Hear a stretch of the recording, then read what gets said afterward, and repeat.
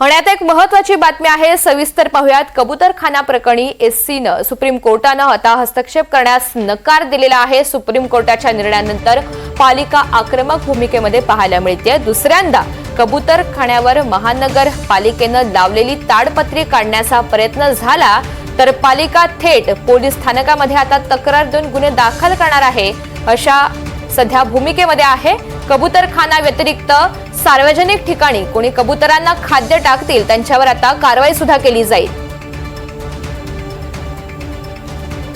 विशाल पाटील आपल्या सोबत आहेत, अधिकची माहिती त्यांच्याकडून जाणून घेऊयात। विशाल, आता पालिकेची नेमकी काय भूमिका आहे?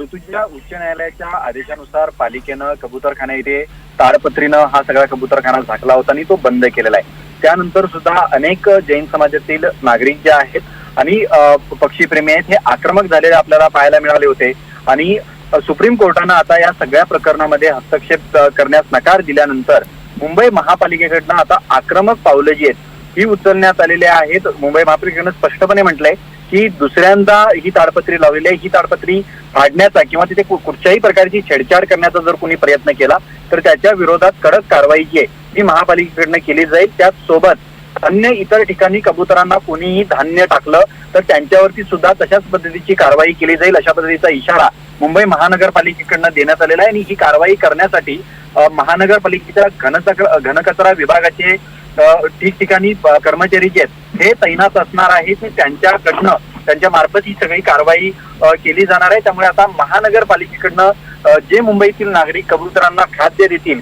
यांच्यावरती आता करडी नजर असणार आहे। आणि एकंदरीत सुप्रीम कोर्टानं या प्रकरणात हस्तक्षेप करण्यास नकार दिल्यानंतर आता महापालिकेकडनं अधिक आक्रमक भूमिका जी आहे ही घेतलेली आहे। ऋतुजा, अगदी हायकोर्टानं आता आधीच निर्देश दिलेले आहेत आणि त्यानंतर आता पालिका सुद्धा कारवाईच्या तयारीमध्ये आहे। धन्यवाद सविस्तर माहितीसाठी।